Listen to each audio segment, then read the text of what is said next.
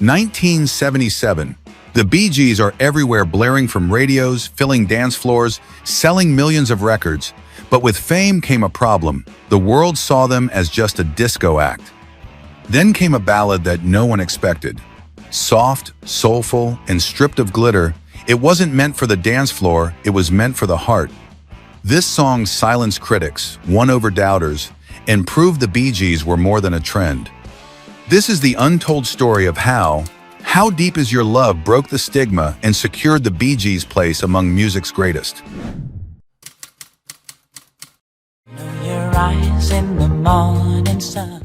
By the mid-70s, the Bee Gees were everywhere. Stayin' Alive, Night Fever, You Should Be Dancing songs that didn't just dominate the charts, they defined an era. But there was a catch. The very music that made them global icons also put them in a cage. The world labeled them the kings of disco, and while that title sounded glorious, it came with a curse. They were no longer seen as songwriters, craftsmen, or innovators. They were a fad, and fads die fast. For Barry, Robin, and Maurice Gibb, this was more than an image problem, it was an existential crisis. They had started as soulful balladeers in the 60s, writing emotional songs like Massachusetts and To Love Somebody, earning respect as composers before the disco boom changed everything. Now, the same industry that once praised their versatility wanted them to stay in a glittering box. Disco paid the bills, but it wasn't the whole story. And deep down, the Bee Gees knew they needed to remind the world who they really were. The pressure only intensified as disco's backlash loomed.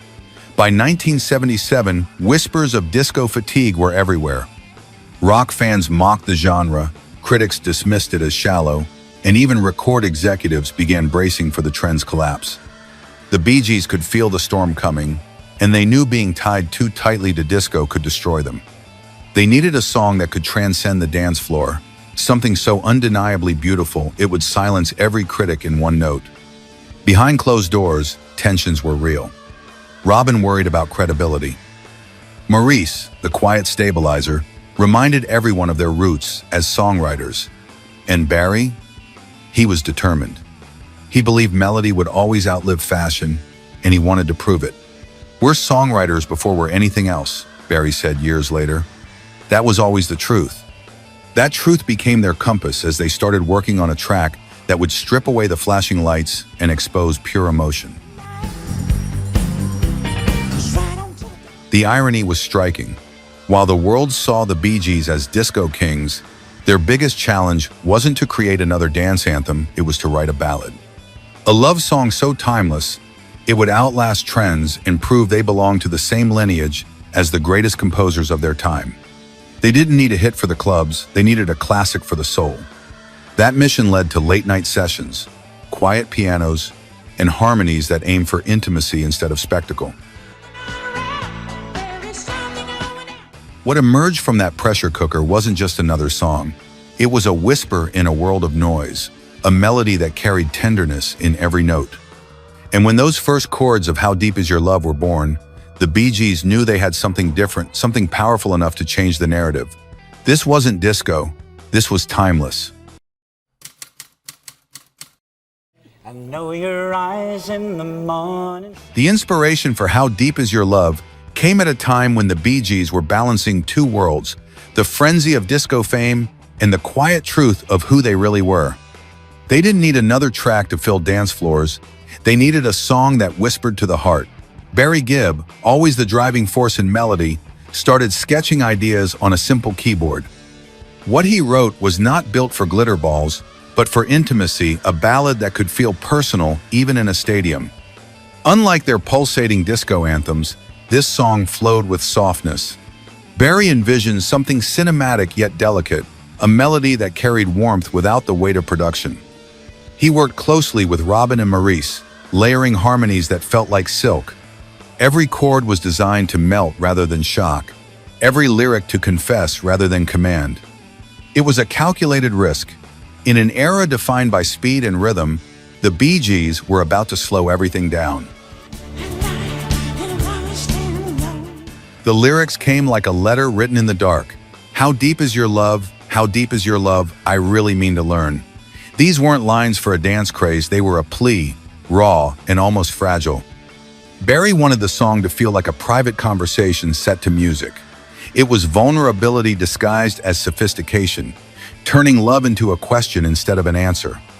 In an industry obsessed with certainty, this uncertainty made the song human. As the brothers refined the track, they faced skepticism from outsiders. A ballad in the middle of a disco revolution? Some questioned, but the Bee Gees were undeterred. They believed the pendulum of taste would swing back toward timeless melodies, and they wanted to be ready when it did. Barry once said, "Trends fade, but great songs don't." That conviction drove every note of this record. It wasn't about chasing charts, it was about writing something that could live beyond them. Recording sessions were intimate but intense. Unlike the thunder of Stayin' Alive or Night Fever, this track was sculpted with restraint. Layers of acoustic guitar framed the melody, soft keyboard textures added depth, and the harmonies, those unmistakable Bee Gees harmonies, wrapped everything in warmth. There was no rush, no excess, just precision and purity, the sound of confidence and simplicity. And yet, beneath the calm surface, the band felt the weight of expectation pressing on them. When they finally played back the finished version, the room fell silent. The song wasn't loud, but it didn't need to be. It had presence, gravity, soul. This wasn't just another hit, it was a statement, a quiet rebellion against the stereotype that had trapped them. How Deep Is Your Love wasn't born to fill a dance floor, it was born to last. And soon, the world would understand why.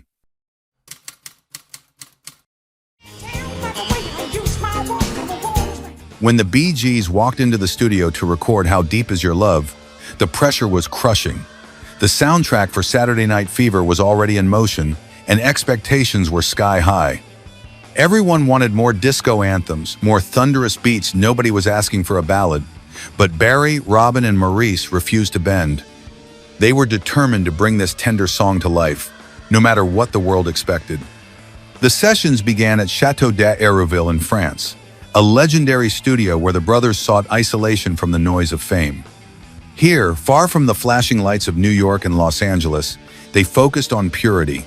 Barry started with the rhythm guitar, building the song's skeleton with soft, hypnotic chords. Robin and Maurice joined in, weaving harmonies that felt like velvet against glass, fragile yet unbreakable. Every sound was carefully measured. Every note had to carry emotion without excess. Technically, the track was deceptively complex. Its smooth surface hid countless hours of precision. The brothers obsessed over vocal layering, often stacking dozens of takes to achieve the perfect blend. Barry's falsetto, which had become a Bee Gees trademark, was restrained here, adding intimacy rather than drama. They weren't chasing a trend, they were crafting a piece of art built to last decades. The mix had to feel warm but clear, polished yet natural. That balance was their obsession. Behind the scenes, the stakes were enormous. The band was fighting to prove they weren't prisoners of the disco machine. Robin pushed for vocal nuance. Maurice insisted on instrumental elegance, and Barry, as usual, carried the melodic vision. Arguments flared, emotions boiled, but the goal was bigger than egos, to create a song that would break stereotypes. Meanwhile, the industry doubted them. "Why slow things down when the world wants to dance?" producers whispered. But the brothers didn't waver. When the final take was laid down, the studio held its breath. Soft keyboards glided under a tide of harmonies, the bass hummed like a heartbeat, and the guitar whispered instead of shouting. Listening back, they knew they had captured something different, something timeless. The song didn't roar, it spoke. It didn't demand attention, it earned it. In a marketplace obsessed with noise, How Deep Is Your Love was daring to be quiet. By the time they delivered the track, they were exhausted but proud. It wasn't just another song to fill a soundtrack, it was their manifesto. A reminder that melody still mattered, that sincerity could still conquer charts. What they didn't know yet was that this gamble would pay off in ways no disco beat ever could.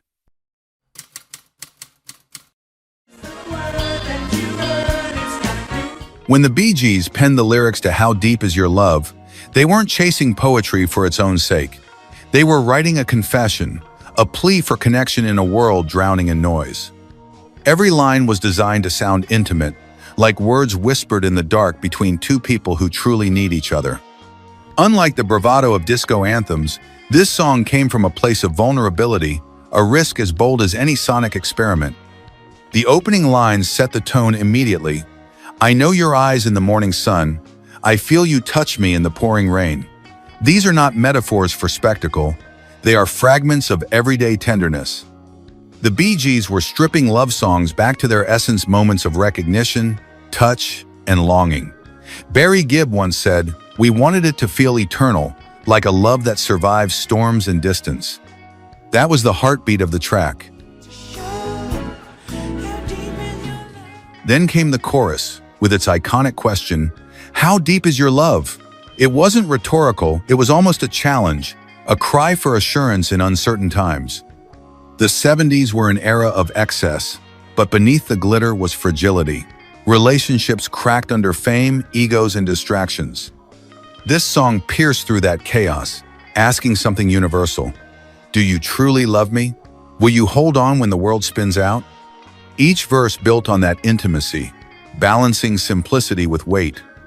Lines like, "And you come to me on a summer breeze painted softness, while keep me warm in your love, then you softly leave," carried a subtle ache of fear, the fear of being abandoned when the warmth fades. That duality, comfort and fragility, gave the song its emotional gravity. It was tender, but it wasn't naive. It understood the cost of love. The Bee Gees didn't drown their lyrics in metaphor or abstract language. They trusted sincerity, and that trust worked, because sincerity was rare in a world chasing flash and sensation. In just a few lines, they managed to capture a truth that outlived disco, fashion, and even the Bee Gees' own cultural moment. This was a ballad for any decade, any generation, a question that never stops being asked. Perhaps that's why, decades later, How Deep Is Your Love still resonates. Every note feels like a conversation that belongs to you. It doesn't speak at you, it speaks with you, reminding us that beyond trends, beyond noise, the deepest human need is simple: to be loved without condition.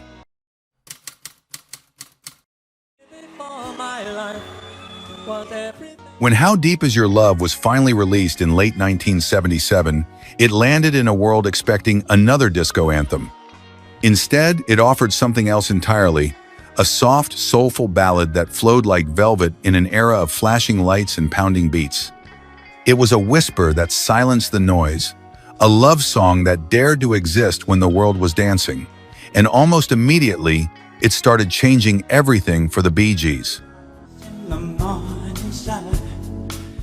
The song didn't just chart, it conquered. It reached #1 on the United States Billboard Hot 100 and stayed there for weeks, defying the notion that the Bee Gees were a one-genre phenomenon. Critics who once dismissed them as just disco were forced to reconsider. Here was proof that Barry, Robin, and Maurice weren't slaves to a trend. They were master craftsmen capable of writing music that spoke to the soul. This was not a track for the dance floor.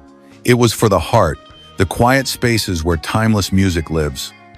More than commercial success, the song brought credibility back to the Bee Gees. It reminded the world that they were not just performers riding a cultural wave. They were songwriters first, storytellers with emotional depth. Barry's falsetto became more than a trademark sound. It became an instrument of intimacy, a voice that could carry vulnerability without breaking. Fans who only knew the disco side discovered a different layer: elegance, restraint, and soulfulness that rivaled the great ballads of any era. And then came the irony. How Deep Is Your Love ended up on the soundtrack of Saturday Night Fever, the very project that cemented their disco association. Yet, instead of reinforcing the stereotype, it broke it wide open. Surrounded by beats and grooves, the ballad stood like a lighthouse in a storm, a moment of stillness that elevated the entire album.